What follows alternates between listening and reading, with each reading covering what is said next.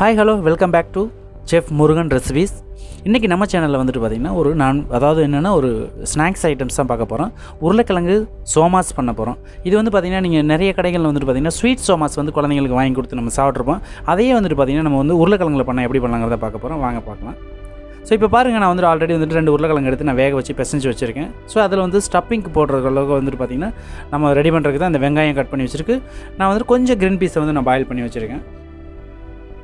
அதுபோக வந்துட்டு பார்த்திங்கன்னா கொஞ்சம் பூண்டு, கொஞ்சம் இஞ்சி, ஒரு 4 பச்சை மிளகா, அதில் லாஸ்ட்டாக போகிறதுக்கு வந்து மல்லித்தலை, இது எல்லாமே நான் ஃபைன் சாப் பண்ணி வச்சுருக்கேன். ஸோ அதுபோக வந்துட்டு மசாலா வந்து பார்த்திங்கன்னா கொஞ்சம் மஞ்சத்தூள், மிளகாத்தூள், மல்லித்தூள், அதுபோக வந்துட்டு கொஞ்சம் ஜீரா, இது எல்லாமே மல்லித்தூள் மிளகாத்தூள் வந்துட்டு ஒவ்வொரு ஸ்பூன் போட்டிருக்கேன். இது வந்து 1/4 டேபிள் ஸ்பூன், அது 1/4 டேபிள் ஸ்பூன். வாங்க இப்போ ப்ரிப்ரேஷன் எப்படிங்கிறத பார்த்துடலாம். இது வந்து இப்போ நம்ம வந்து ஸ்டஃபிங்கு தான் ரெடி பண்ணிக்கிட்டு இருக்கோம். இப்போ லைட்டாக வந்து நான் வந்து பார்த்திங்கன்னா ஜீரா ஆட் பண்ணியிருக்கேன்.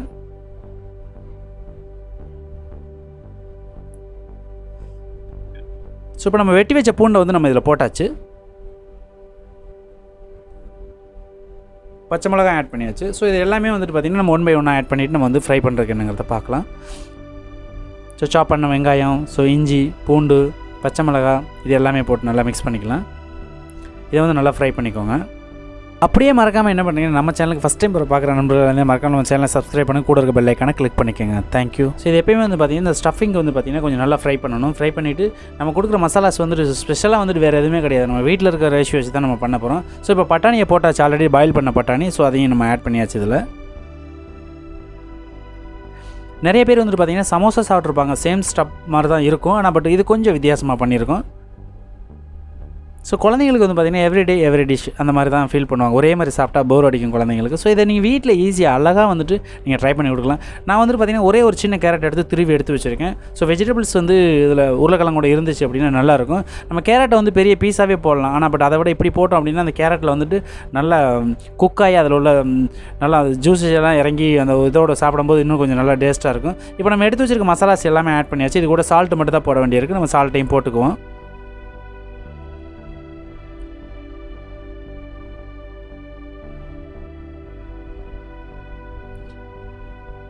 அந்த மிளகாத்தூள், மல்லித்தூள், மஞ்சத்தூள் எல்லாம் போட்டாச்சு. இப்போ நம்ம அது கூட வந்துட்டு சால்ட்டும் போட்டாச்சு. சால்ட்டை போட்டு நல்லா மிக்ஸ் பண்ணி விட்டுக்கலாம்.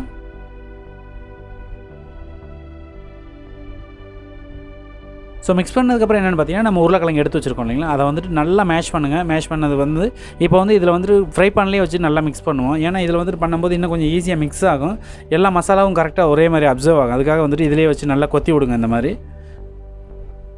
நல்லா கொத்தி விட்டு இது எல்லாமே மிக்ஸ் பண்ணுங்கள். இது எந்த அளவுக்கு மசாலா மிக்ஸ் பண்ணுறோமோ அந்தளவுக்கு வந்துட்டு நம்ம சாப்பிடும்போது ஒரே ஈவெண்ட்டாக நமக்கு வந்து இந்த ஸ்டஃப்பிங்கில் வந்து டேஸ்ட் கிடைக்கும்.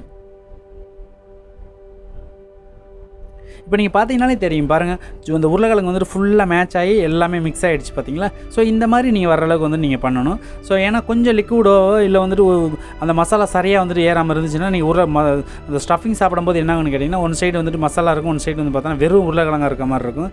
ஸோ அதனால் எப்பயுமே வந்துட்டு பார்த்தீங்கன்னா மிக்ஸ் பண்ணும்போது நீங்கள் ப்ராப்பராக மிக்ஸ் பண்ணிக்கோங்க. உங்களுக்கு வந்து டேஸ்ட் ஒரே மாதிரி இருக்கும். ஸோ இப்போ லாஸ்ட்டாக நம்ம வெட்டி வச்ச மல்லித்தலையும் அதில் போட்டாச்சு. ஸோ இப்போ இதுக்கு வந்துட்டு பேட்டர் எப்படி ரெடி பண்ணலாங்கிறத இப்போ பார்க்க போகிறேன்.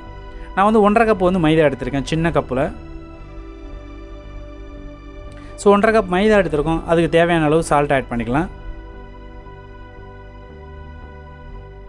சோடாப்பு தேவையில்லை. நீங்கள் ஏதாவது உங்களுக்கு ஆப்ஷனல் தேவைன்னா போட்டுக்கலாம். நான் போடலை, இதில் எனக்கு தேவையில்லைன்னு தோணுச்சு. அதனால் வந்து நான் அதில் ஆட் பண்ணிக்கல.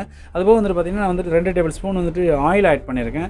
ஆயில் எதுக்கு போடுறோம் அப்படின்னா, அந்த பேட்டர் வந்துட்டு பார்த்திங்கன்னா அந்த கேக், அதாவது நம்ம இது பண்ணுறோம் இல்லைங்களா, அந்த ஷீட் வந்து நமக்கு வந்துட்டு நல்லா கொஞ்சம் ஸ்டிஃபாக இருக்கணும், முறுமுறுன்னு வரணுன்றக்காக வந்துட்டு 2 டேபிள் ஸ்பூன் ஆயில் ஆட் பண்ணிக்க, சால்ட் ஆட் பண்ணியிருக்கோம். 1.5 கப்பு சின்ன கப்பில் வந்துட்டு 1.5 கப்பு வந்துட்டு நம்ம மைதா எடுத்திருக்கோம். அந்த சின்ன கப்பு வந்து பார்த்திங்கன்னா எவ்வளோன்னு கேட்டிங்கன்னா 100 ml கப்பில் வந்துட்டு நான் 1.5 கப் 150 ml வந்து நான் இப்போ மைதா எடுத்திருக்கேன். அந்த கப்பில் அளந்து எடுத்திருக்கேன்.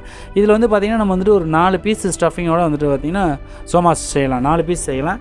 இது வந்து நம்ம ஸ்வீட் சோமாஸ் பண்ணுறது கிடையாது. இது வந்துட்டு பார்த்திங்கன்னா ஸ்பைசி சோமாஸ். குழந்தைங்கள் வந்து எல்லோரும் வந்து ஸ்வீட் விரும்புவாங்கன்னு கிடையாது. ஸோ ஸ்வீட் விரும்பாத குழந்தைங்களுக்கு வந்து இதை நீங்கள் இந்த மாதிரி செஞ்சு கொடுக்கலாம். இப்போ பாருங்கள், நம்ம ரெடி பண்ணுற வந்துட்டு அந்த பேட்டருக்கு உண்டான மைதா வந்துட்டு ரெடி ஆகிடுச்சு. ஸோ இது வந்து நியர்பை வந்து பார்த்திங்கன்னா பெருசாக வித்தியாசம் இல்லை, சப்பாத்திக்கு பண்ணிடுற மாதிரியே பண்ண வேண்டியது தான். அந்தளவு நீங்கள் வந்துட்டு அந்த ஒரு சாஃப்ட்னஸும் சரி, ரெண்டாவது வந்துட்டு அந்த கிரிப்னஸும் சரி, அந்தளவுக்கு வர மாதிரி அந்த ஒரு லூஸ் இருந்தாலே போதும் உங்களுக்கு. நீங்கள் தேய்க்கிறது ஈஸியாக தேய்ச்சிக்கலாம். இப்போ தேய்ச்சி முடிச்சாச்சு, ஆயிலும் கொஞ்சம் அப்ளை பண்ணியாச்சு. இதுக்கப்புறம் ஒரு பவுலை வச்சு நம்ம மூடி வச்சுருவோம். ஒரு 15 நிமிஷம் கழித்து நம்ம திரும்ப அதை ஓப்பன் பண்ணுவோம். ஸோ இப்போ பார்த்தீங்கனாலே உங்களுக்கு தெரியும் ஃபஸ்ட்டுக்கு இப்போ எவ்வளோ ஊறி இருக்குன்னு சொல்லிட்டு இதுக்கப்புறம் லைட்டாக அதை வந்து மாலிஷ் பண்ணிக்குவோம். மாலிஷ் பண்ணிவிட்டு அதுக்கப்புறம் வந்து நம்ம என்ன பண்ணுவோம்னா நம்ம வந்து ஹோல் பிடிக்கலாம். இப்போ இது சின்ன சின்ன பால்ஸாக நம்ம பிடிக்கலாம். தேய்க்கிற அளவுக்கு எவ்வளோ சைஸ் தேவையோ அதுக்கு தகுந்த மாதிரி நம்ம பிடிச்சிக்கலாம். இப்போ நீங்கள் பார்த்தீங்கனாலே தெரியும் அப்படி பரோட்டாக்கு பேடாக பிடிக்கிறாங்க இல்லைங்களா? ஸோ அதே மாதிரி இந்த மாதிரி சின்ன சின்ன பாலாக வந்துட்டு நீங்கள் ஒரு 4 பீஸ் நீங்கள் பிடிச்சி வச்சுக்கோங்க. உங்களுக்கு சைஸ் எப்படி தேவைங்கிறத பார்த்துட்டு பிடிங்க. நான் வந்து கொஞ்சம் பெரிய சைஸாக போட்டிருக்கேன். அதனால் நான் வந்துட்டு ஒரு 4 பீஸ் மட்டும் நான் பண்ணுறேன் இன்றைக்கி. ஸோ 4 பீஸ் அளவுக்கு நம்மகிட்ட ஸ்டஃபிங் இருக்குது. ஸோ அதனால் வந்துட்டு அது அந்தளவுக்கு அது போதும் அப்படிங்கிற அளவுக்கு தான் நான் பண்ணிக்கிட்டு இருக்கேன். இது ஸ்நாக்ஸ் ப்ளஸ் வந்துட்டு பார்த்திங்கன்னா ஒரு மினி டிஃபன் மாதிரி கூட சொல்லலாம். ஏன்னா ஸ்கூல் போயிட்டு வர குழந்தைங்களுக்கு வந்துட்டு வந்த உடனே வந்துட்டு பார்த்திங்கன்னா ஒரு ஃபுல் மீலே கொடுக்க முடியாது. ஒரு ஸ்நாக்ஸ் மாதிரி ஏதாவது அப்போதைக்கு வந்துட்டு ஒரு பிரெட் ஆம்லேட் ஸோ இந்த மாதிரி ஏதாவது ஸ்நாக்ஸ் சாப்பிட்டாங்க அப்படின்னா அவங்களுக்கு வந்து கொஞ்சம் கம்ஃபர்டபுளாக இருக்கும். அதுக்கப்புறம் ஒரு 8:30 9 o'clock சாப்பிட்டுட்டு தூங்குறதுக்கு அவங்களுக்கு டைம் சரியாக இருக்கும். ஸோ அதனால் வந்துட்டு இப்போ பார்த்திங்கன்னா உருளைக்கிழங்குறது வந்து பார்த்திங்கன்னா சின்ன வயசில் குழந்தைங்கள் வந்து நிறைய சாப்பிட்லாம். அதனால் எந்த பிரச்சனையுமே கிடையாது. ஸோ இப்போ பாருங்கள் நம்ம வந்து ஆல்ரெடி பிடிச்சி போட்டாச்சு. இதுக்கப்புறம் என்ன பண்ண போகிறோன்னா நம்ம வந்துட்டு இதை தேய்க்கணும். ஸோ வரமாவு கொஞ்சம் போட்டுக்கோங்க. அது 2 சைடு நல்லா டிக் பண்ணிக்கோங்க. ஸோ டிப் பண்ணதுக்கப்புறம் வந்துட்டு நம்ம என்ன பண்ணுறோன்னா இந்த மாதிரி வந்துட்டு நீங்கள் கரெக்டாக தேய்ச்சிக்கோங்க. ரவுண்ட் ஷேப்பில் வந்து தேய்ங்க. ஸோ இந்த ரவுண்ட் ஷேப் வரல அப்படின்னா நீங்கள் வந்துட்டு ஃபஸ்ட்டில் வந்துட்டு மெதுவாக தேய்ங்க. அந்த நீங்கள் மெதுவாக தேய்க்கவே வந்துட்டு உங்களுக்கு கரெக்டாக வரும். நீங்கள் எடுத்தோடனே வேகமாக பண்ணிங்கன்னா அது உங்களுக்கு வராது. ஸோ நீங்கள் ப்ராக்டிஸ் பண்ண வந்துட்டு கம்பல்சரி எந்த ஒரு வேலையாக இருந்தாலுமே ஈஸியாக பண்ண முடியும் யாராலையும். ஸோ இது வந்து என்னால் முடியும் உங்களால் முடியும் அப்படிங்கிற தாட்டுக்கே வேலை கிடையாது. ப்ராக்டிஸ் பண்ணிங்க அப்படின்னா எக்ஸலண்ட்டாக வரும் இந்த மாதிரி சைஸு. நீங்கள் இந்த மாதிரி எல்லா பீஸையுமே நீங்கள் ரவுண்டாக தேய்ச்சி வச்சுக்கோங்க. ரவுண்டாக வரணும்லாம் கிடையாது. வீட்டில் பண்ணும்போது வந்துட்டு உங்களுக்கு எந்த ஷேப் வருதோ அந்த ஷேப்பில் நீங்கள் ப்ரிப்பேர் பண்ணிக்கலாம். ஒன்றும் பிரச்சனை கிடையாது. ஏன்னா ப்ரிப்பேர் பண்ணி நம்ம தான் சாப்பிட போகிறோம், நம்ம குழந்தைக்கு தான் கொடுக்க போகிறோம். அதனால் ஹெல்த்தியாக கொடுத்தா போதும். அதில் மட்டும் கான்சன்ட்ரேட் பண்ணுங்கள். ஸோ இப்போ பாருங்கள் நம்ம வந்துட்டு ஃப்ரை பண்ணியாச்சு. இதை வந்துட்டு டபுள் சைடுமே வந்து ஆஃப் டவுன் குக் பண்ணி எடுத்துக்கலாம்.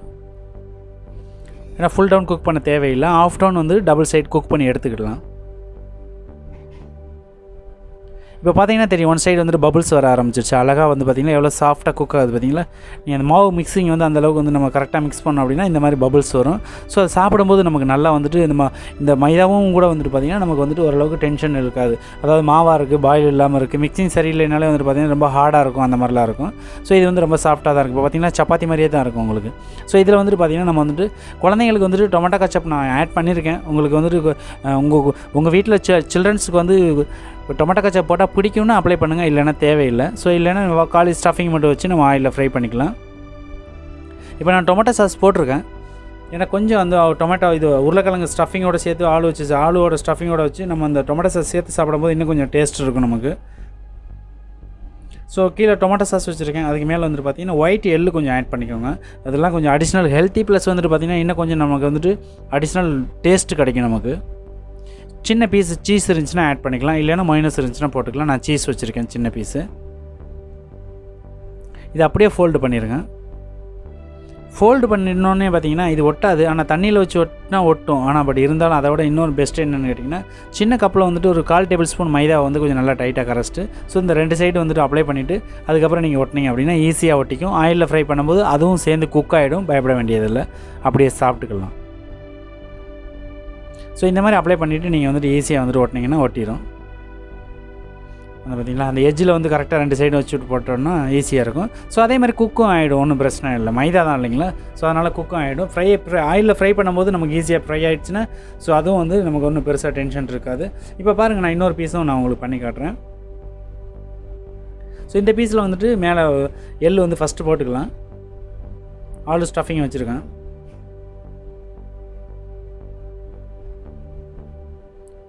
இந்த மாதிரி ஃபுல் ஆஃப் சைஸ் வந்து கரெக்டாக வச்சுக்கோங்க. எட்ஜ் வரையும் ஆஃப் சைடு எட்ஜ் வரையும் வச்சுட்டு சீஸ் வச்சாச்சு, எள்ளும் போட்டாச்சு. ஸோ இதை வந்து நம்ம என்னென்னு கேட்டிங்கன்னா இப்போ வந்து சைடில் வந்துட்டு அந்த மைதா லைட்டாக இப்போயே வந்துட்டு இந்த பேஸ்ட்டு கொடுத்துடலாம் ஒட்டுறதுக்கு. இன்னும் கொஞ்சம் நமக்கு ஈஸியாகவும் இருக்கும். ஆஃப் சைஸ்க்கு அப்படியே கொடுத்துட்டு இதை எடுத்து அப்படியே இந்த சைடு ஃபோல்டு பண்ணிங்க அப்படின்னா உங்களுக்கு ஈஸியாக இருக்கும். ரெண்டும் ஒன்று தான். பட் வந்து என்னென்னு கேட்டிங்கன்னா இது வந்து உடனே பண்ணிடுறோம், ஃபஸ்ட்டே பண்ணிடுறோம். அது வந்து என்னென்னு கேட்டிங்கன்னா நம்ம வந்துட்டு முன்னாடி வச்சதுக்கப்புறம் பண்ணணும். ஸோ உங்களுக்கு எப்படி பண்ணால் கன்வீனியண்ட்டாக இருக்கோ நீங்கள் அந்த மாதிரி பண்ணிக்கோங்க. ஸோ இப்போ பார்த்திங்கன்னா ஃபுல்லாக வந்து ஃபோல்ட் ஆகிடுச்சு, நல்லா கவர்ட் ஆகிடுச்சு. ஸோ இதை வந்துட்டு அப்படியே ஒரு 5 minutes வந்துட்டு ஒரு பிளேட்டில் வச்சுட்டிங்க அப்படின்னா கொஞ்சம் அப்சர்வ் ஆகிடும். அதுக்கப்புறம் வந்து நம்ம ஃப்ரை பண்ணலாம். இப்போ வாங்க ஆயில் சூடாகிடுச்சு, நம்ம இதை எப்படி ஃப்ரை பண்ணலாங்கிறத பார்க்கலாம். நான் இப்போ 2 பீஸ் தான் போட்டிருக்கேன். பேலன்ஸ் 2 பீஸ் இருக்குது, நான் அப்புறம் போட்டுக்கிறேன். ஃபஸ்ட்டு உங்களுக்கு ஃப்ரை பண்ணி காட்டலான்றதுக்காக தான் இந்த நான் 2 பீஸ் போட்டிருக்கேன். ஸோ இது வந்து பார்த்திங்கன்னா அப்படியே மொறுன்னு கிரிப்ஸியாக நியர்பை சோமாஸ் மாதிரி தான் வரும். ஆனால் அது வந்து ஸ்வீட்டு, இது வந்து ஸ்பைஸு. ஸோ இது வந்துட்டு பார்த்திங்கன்னா நீங்கள் வந்துட்டு இந்த சமோசா போடுவாங்க இல்லைங்களா, ஸோ அந்த மாதிரி பேஸ் கூட இது வரும். ஏன்னா நம்ம என்னென்னு கேட்டிங்கன்னா அதில் ஒன்றும் பெரிய வித்தியாசம் இருக்காது. இதில் கொஞ்சம் டிஃப்ரெண்ட்டாக நம்ம அடிஷ்னல் என்ன ஆட் பண்ணியிருக்கோம்னா எள்ளு போட்டிருக்கோம், சீஸ் போட்டிருக்கோம், டொமேட்டோ சாஸ் போட்டிருக்கோம்.